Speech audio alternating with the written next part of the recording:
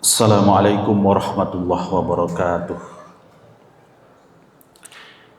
Innal hamdalillah alhamdulillahi rabbil alamin wa bihi nasta'in wa ala umurid dunya waddin.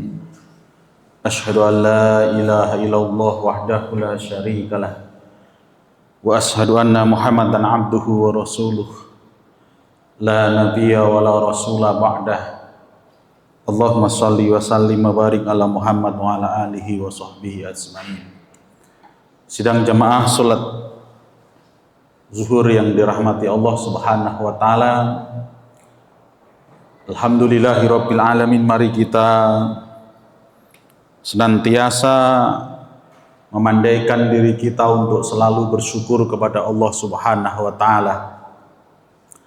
Karena Allah Subhanahu wa taala dengan Rahman dan Rahimnya senantiasa memberikan kepada kita sekalian nikmat yang sangat sempurna bagi kita sekalian.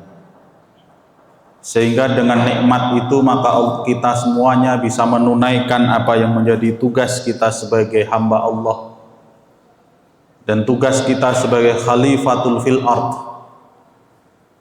Yang fa insyaallah dengan dua jalan itulah Allah akan menilai diri kita.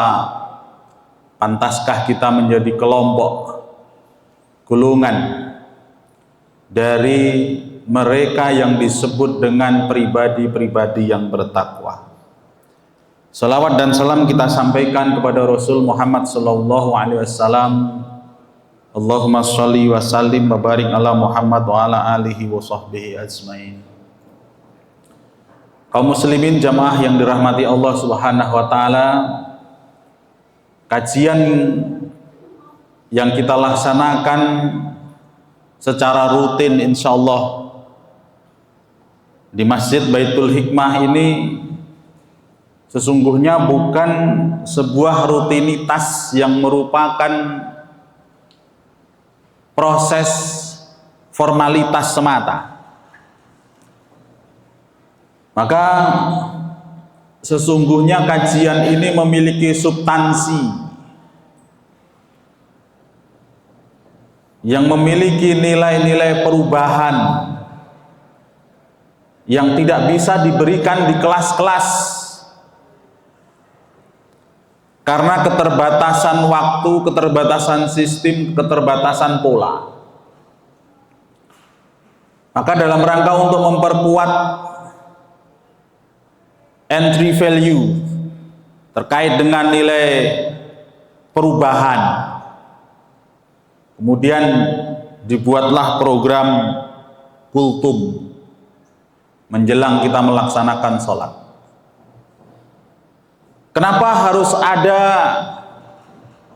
pesan-pesan muatan nilai-nilai perubahan? Karena pada hakikatnya kaum muslimin yang dirahmati Allah Subhanahu wa taala, manusia berada dalam sebuah rentang sejarah yang akan selalu berubah. Hanya waktunya saja yang mungkin berbeda. Ada yang perubahan itu relatif sangat lambat. Ada perubahan itu relatif sangat cepat. Bahkan ada perubahan yang relatif sangat-sangat cepat sekali, sehingga tidak bisa kita mempersiapkan perubahan itu sedemikian rupa. Sebagaimana kita lihat bagaimana sistem sosial kita sekarang mengalami perubahan yang sangat dramatis.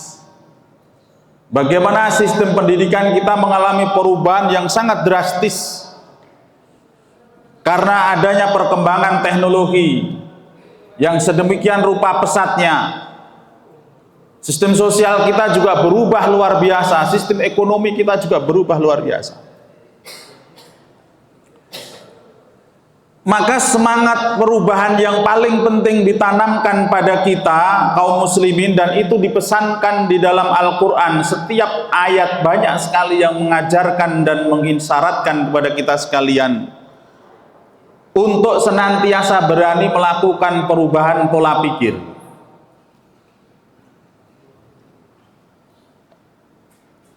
Sebab perubahan pola pikir adalah prasyarat utama bagi setiap orang, bagi setiap kelompok masyarakat, bagi setiap umat untuk bisa melakukan adaptasi terhadap perubahan lingkungan yang ada di sekitarnya. Sehingga banyak ayat yang mengajarkan kepada kita untuk senantiasa mengembangkan pola pikir, membangun cara dan perspektif dalam berpikir secara produktif. Kaifa takfuruna billahi wa kuntum amwatan fa ahyakum summa yumitukum summa yuhyikum summa ilaihi turja'un, dan seterusnya. Kenapa kamu tidak berpikir? Kenapa kamu mengingkari? Bukankah kamu dahulu tidak ada, lalu kamu kemudian sekarang ini ada, hidup? Dan tidakkah kamu berpikir nanti setelah kamu hidup kamu nanti akan mati?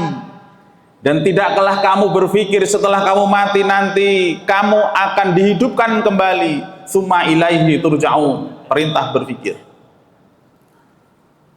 Ayat yang pertama turun pun adalah perintah berpikir. Iqra bismi rabbikal ladzi khalaq, khalaqal insana min 'alaq, sampai akhir. Perintah untuk berpikir. Kenapa perintah berpikir ini selalu ada di dalam setiap ayat-ayat Al-Quran? Karena memang kita selalu menghadapi perubahan yang tidak akan pernah berhenti. Perubahan yang terus menerus, sehingga kita harus mempersiapkan mental kita secara adaptif. Sehingga para motivator dengan mencermati banyaknya pesan Al-Quran dalam berpikir ini memberikan sebuah rumusan bagi kita sekalian. Ada setidaknya secara ekstrim 2 pola pikir yang nanti kita akan lihat di mana kita berada. Yang pertama adalah pola pikir yang berorientasi pada perkembangan, growth mindset. Pola pikir yang berorientasi pada pertumbuhan dan berkembang dirinya. Sehingga ketika dia melihat banyaknya persoalan, ketika dia melihat banyak tantangan, itu semua adalah sebuah challenge, sebuah tantangan untuk merangsang daya pikir kita. Sehingga siapapun yang memiliki banyak persoalan, justru dari sanalah akan lahir banyak kreativitas. Karena apapun yang dia hadapi, dia jadikan sebagai pengungkit untuk pertumbuhan dan perkembangannya. Dan itu berawal dari cara dia berpikir tentang pertumbuhan, tentang dirinya. Jadi kalau ada sastrawan semakin sedih, maka puisinya semakin indah.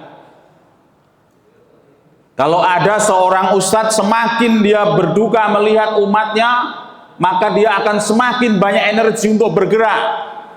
Karena didorong oleh spirit azizun alaihi ma'anitum harisun alaikum. Teramat amat sedih berat hatinya apabila melihat umatnya menderita. Harisun alaikum. Dan kemudian karena penderitaan itu, karena kesedihan dan kegelisahan dalam hatinya itu, harisun alaikum, menumbuhkan kreativitas untuk berkarya kepada umat. Ini semua berawal dari pola pikir yang berorientasi pada pertumbuhan. Tapi nanti ada kelompok ekstrim yang kedua, yaitu kelompok ekstrim yang menganggap persoalan kehidupan itu sebagai sesuatu yang menjadikan dirinya berhenti untuk tumbuh. Orientasinya adalah pada persoalan, bukan pada solusi.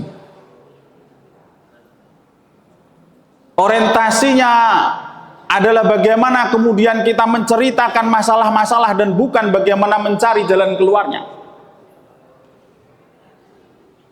Inilah yang kemudian menjadi persoalan di banyak masyarakat dan kelompok mahasiswa kita, bahkan mungkin dosen kita, bahkan mungkin para pemimpin-pemimpin kita. Sehingga setiap persoalan-persoalan yang dihadapi justru tidak menimbulkan kreativitas. tetapi justru menimbulkan perasaan-perasaan, cara berpikir, cara bersikap yang melemahkan dirinya. Ini yang disebut dengan fixed mindset. Fixed mindset ini adalah satu cara berpikir di mana orang-orang ini selalu ingin menghindarkan dirinya dari persoalan. Sehingga ketika ada persoalan jarang tidak mau dia untuk menghadapi. Persis apa yang terjadi pada kaum Bani Israel setelah dia dibawa oleh Musa alaihissalam menyeberangi Laut Merah. Ketika diinformasikan kepada Bani Israel setelah diselamatkan menyeberang melalui Laut Merah oleh Musa, maka Musa memohon hidayah dari Allah SWT apa yang harus dilakukan terhadap 70.000 lebih kaum Bani Israel yang sudah diselamatkan itu. Perintah Allah masuk ke dalam tanah Palestina.